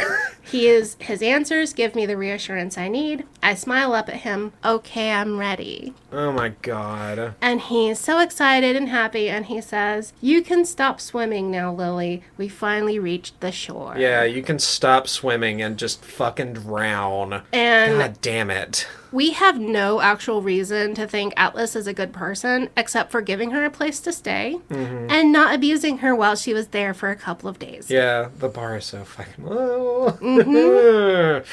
Somebody Also she lied to briefly her. knew. Yeah, also lied to her, and The only two men in Boston, right? Yep. And then the note from the author talks about how this is based on her own life and her own mother. Lily's based on her own mom. In Colleen Hoover's case, her mom divorced her dad, and her dad was never abusive toward the kids. And that's why she believes a man can be very violent toward a woman and not be violent toward his children. But also, she knows that it can because her dad was. In the story, Lily's dad was. Hit her. Yeah, she needed stitches. God damn it, this is so fucking dumb. Yeah. And God. so Colleen wrote this as a way for us to understand why abusive relationships happen and why people sometimes stay and how hard it is to leave. And she felt like she was doing a service to the world by giving us the story. I don't feel like this was a good representation of that. I don't either. I read some reviews by domestic violence shelters and stuff saying this leads to dangerous ideas around how abuse looks. And it still excuses his violence. Yeah. It doesn't ever hold him accountable for what he does. Yeah. It also takes the idea that, he's only ever violent toward his wife. He would never hurt his child, who cannot actively communicate and tell you if he does. Right. And he's not just hit her, he's also sexually assaulted her. Yeah, and the downplaying of what he's doing. He's doing a crime to her. He does several crimes to her. But for some reason, just live and let live, man. Just let it go. The fact that the courts were not involved does not mean the things didn't happen. Right. It just means we don't have somebody interfering and saying, hey, is this safe? And it just also reminds me a lot of the 50 Shades of Grey of if this was a poor as shit dude in a wife beater in a trailer, this would never fly and no one would ever ship it or stan it or any of that stuff. Yeah. It's because he's rich and handsome. That's why we tolerate it.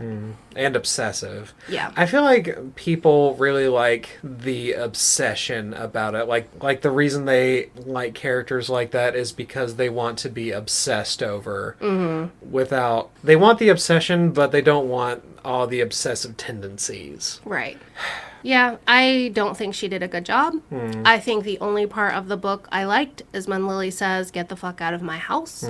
She then takes him back. She then finally manages to leave. And it just feels like maybe this is one specific idea about domestic violence and how it looks.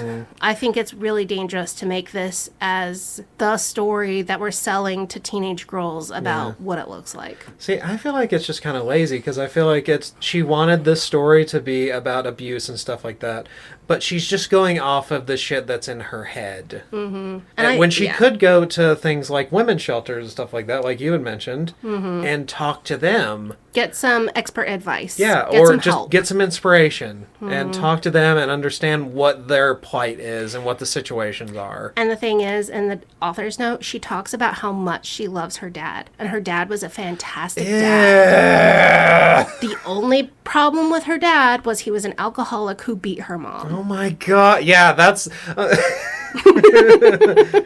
yeah, my president isn't that bad as long as you excuse the fact that he's fucking Hitler. And I feel like she was letting her own personal feelings about her relationship with her dad really overwhelm. Like the fact we have such a poor view of Lily's mom who didn't leave. It's just very frustrating. It is really frustrating. Because violence looks very different for every situation. Yes, women can also be violent. There can also be sorts of co-violence where people hit and then other people hit back and then, instigation and all kinds of stuff like that. And it doesn't look clear-cut. And in those cases, I'm like, just split up, please. Yeah. Go be awful people on your own in separate houses. You don't need to assign fault in these situations, you just need to not be together. Yeah, like sometimes people are toxic together, separate. Yeah. I feel like making the cover, the pictures, the advertising as like love triangle and cute romantic thing is awful. Rom-com. This should have had trigger warnings, content warnings. The fact she doesn't believe in content warnings is upsetting when she had domestic violence and rape in this. And I just think that's really gross. And I do not like her as an author or as a person. Yeah. I feel like that's valid.